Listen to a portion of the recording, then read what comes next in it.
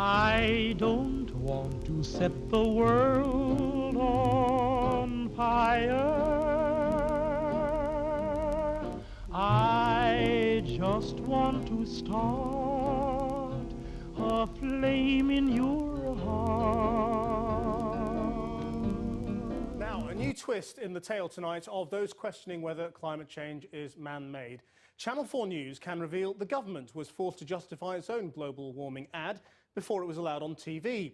The row over whether scientists at the University of East Anglia did anything wrong grew too, as the head of the UN panel on climate change said they will be investigated. Our political correspondent Cathy Newman reports from Hull, hit by flooding in 2007 and threatened in the long term by the prospect of rising sea levels.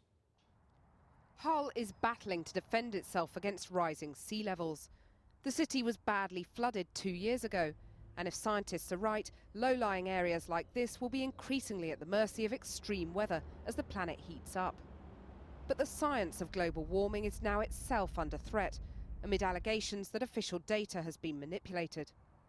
Tonight, Channel 4 News has learnt the country's chief scientist has been forced to justify controversial claims in the government's latest climate change advert. Its effects were happening faster than they had thought. Some places could even disappear under the sea. And it was this is the advert at the centre of the dispute. Officials at the Energy Department told us Clearcast, the body responsible for vetting TV ads, had questioned the scientific evidence used in the campaign. The government's top scientific advisers penned a furious retort to Clearcast. Their letter, seen by Channel 4 News, states, "We are concerned that the basic scientific inferences referred to in the latest campaign are being brought into question by Clearcast. We are both surprised and disturbed that the premise of the television campaign is being questioned, given the incontrovertible nature of the science that underpins the campaign material." I'm quite sure that if it were a commercial organisation which had tried an ad which is imaginative, which is as inventive as this one, and as mendacious, it would not be permitted. The second thing is, the focus of the ad is to scare children, to scare young children, and I think that's positively immoral. Clearcast's role is to check that adverts touching on issues of public controversy are impartial, in line with broadcasting rules.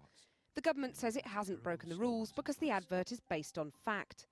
The ad was eventually cleared for broadcast, but is now being investigated by the advertising watchdog after triggering 785 complaints from members of the public. The chief scientist, John Beddington, and the Energy Department's main scientific advisor, Robert Watson, wrote the letter to Clearcast. It's emerged that Professor Watson is Director of Strategic Development at the University of East Anglia's Climatic Research Unit. Leaked emails have led to charges the unit has distorted the evidence on global warming. I'm not going to pretend that this isn't a difficult transition that we have to make, and we have to persuade people that it's the right thing to do. The problem is that the sceptics who want to cast doubt on this are the modern equivalent of the Flat Earth Society, because the science is very clear about this. Private research commissioned by the Energy Department shows the scale of the challenge facing the government as it attempts to persuade people to combat the threat from global warming. Those surveyed didn't believe that climate change would have a serious impact in the UK, and they wanted the government to do more about the problem before they individually did their bit. The Wells family live in Hull and have no doubts about the consequences of climate change.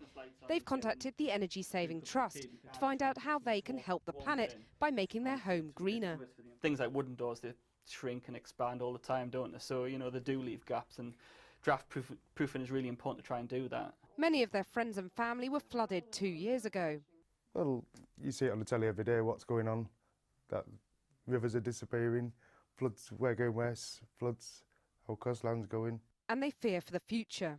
Just thinking about the children growing up, and then you've got your grandchildren, what's the world going to be like when they grow up? But although they're keen to make their home more energy efficient, they're worried about how much it will cost.